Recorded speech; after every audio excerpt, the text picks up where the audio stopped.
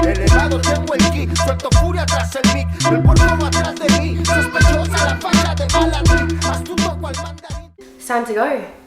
We found another vehicle. It's a Suzuki Swift in Ripley, which is next to Ipswich. So luckily we're already in Brisbane. We're going to head to Ipswich now and get the car down to the Gold Coast.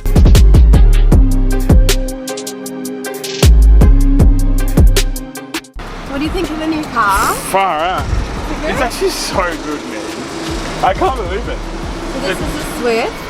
It drives amazing. Got it for $2,000. First stop's always air, that's good. Always air.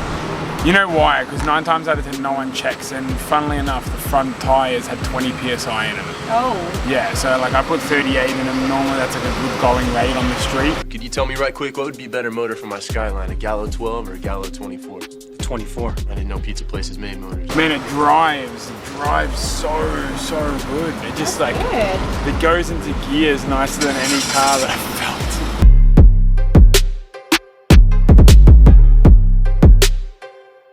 Other than that, obviously there's this car that we're gonna get a new one.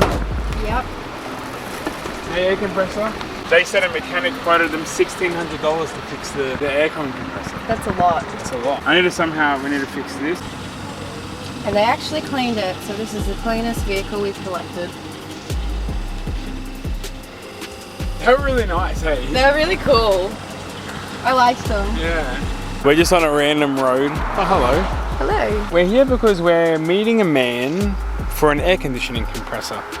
We went earlier to... 4 car wreckers to try and get Suzuki parts. We need 2 things. First thing is you may notice here, it looks like someone's kicked it. That's actually what it looks like. I do believe I can pull it out with the, that's actually what it looks like. I believe we can pull it out with a suction cap, so we'll see what happens. I'll heat it up with the heat gun and then suction cap it. The only thing is you can't hide those bits though. Like, but so it's better than if we can't find one, we'll have to put a black one, for example. Definitely. Yeah. And the second thing we need is an air conditioning compressor. We did find one at one wrecker. He goes, yeah, it's self-service. I said, okay, so how am I meant to pull it out? He goes, I don't know. I go, is there any gas in the system? He goes, I don't know. I go, so what happens if I get gas in the face? He's like... He didn't care. He didn't care.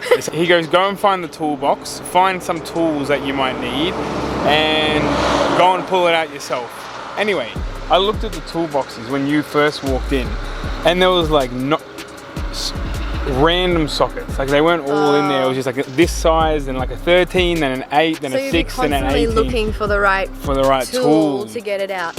Then when we saw the car, bunched in a whole in the warehouse, back of a warehouse, in the dark, full of cars lined up. And then watch the YouTube video, or the start of a YouTube video. Like, so keep in mind, I'm actually not a mechanic.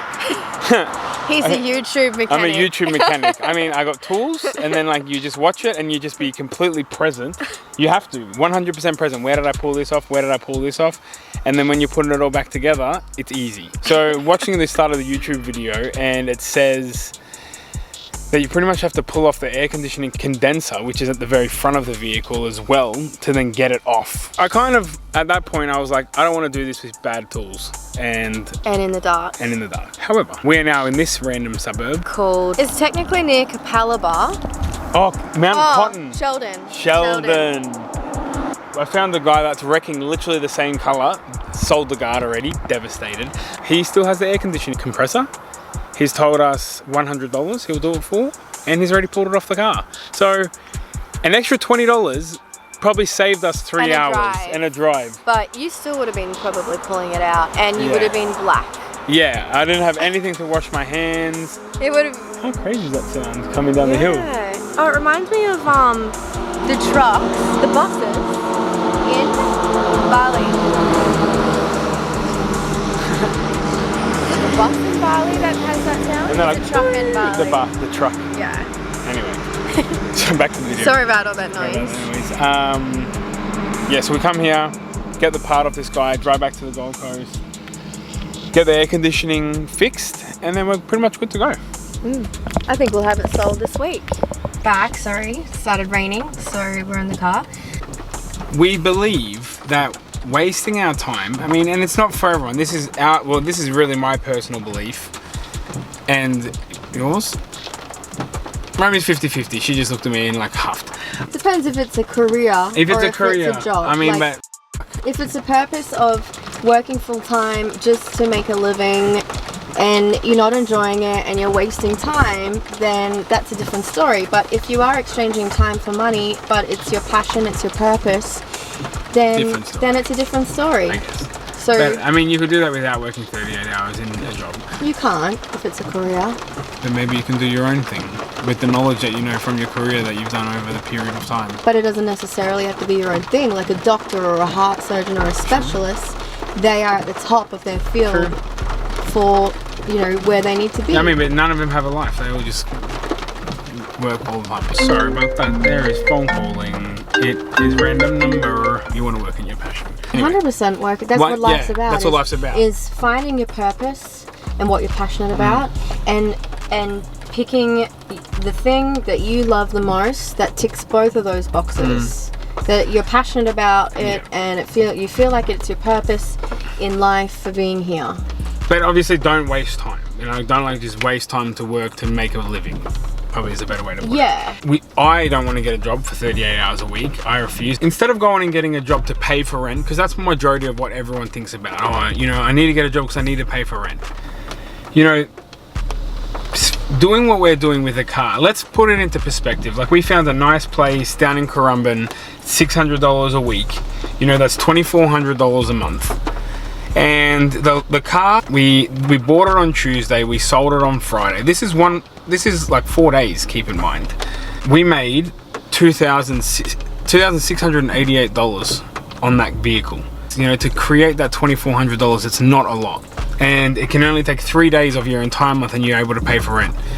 You then think about all the other time that you have. You know, and this is where, you know, I'm a firm believer of putting it into yourself. Learning, evolving, being better, always being open to change and just experiencing new things. Because once you do that, you then, over a period of time, it will get to a point where you're actually doing exactly what your passion is. You know, and I guess, like, this isn't for everyone. You know, there's people that do want to be a doctor. So, you know, go to university for 9 years and then work. You know, that's completely fine. But I mean, I think most of us at this point in time have realized that life's short and we just need to live life.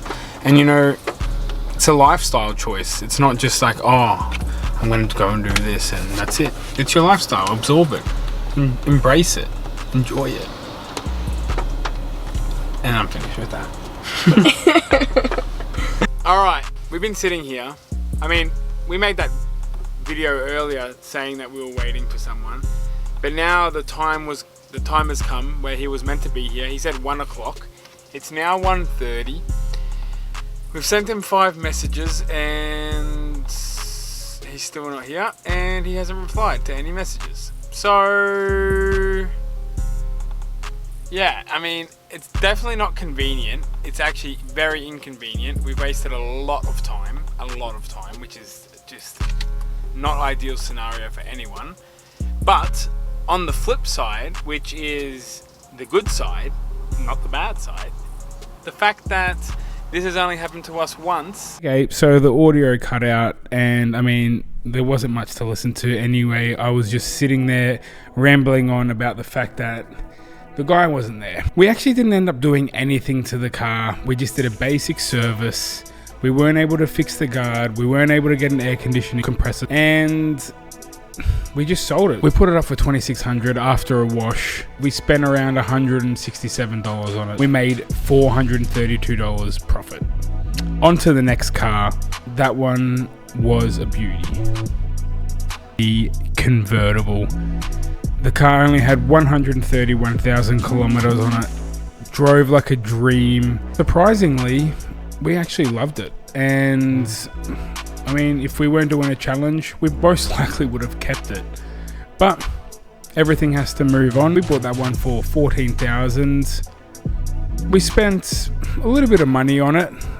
Tires exploded one day and had to put some new tires there. We made $2,829 on that car though, which was great. sold it for 18,000. Here he is driving it away. We loved it. How do you feel about this? I love this car. This car was just so amazing for the holidays. Perfect summer car. And what did we say at the end of the first video? And I'm kind of sad. It's alright, we'll buy another one. Okay. Bye. See you later. You too.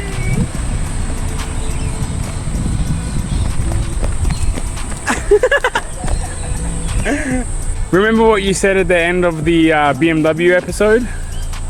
I don't think I've been in it yet. Oh, I didn't get to shoot in it. And good news, got to shoot in this one.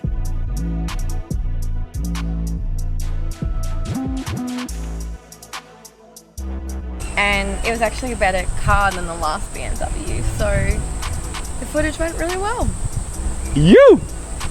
Oh, wrong key. Should we go get the other car now?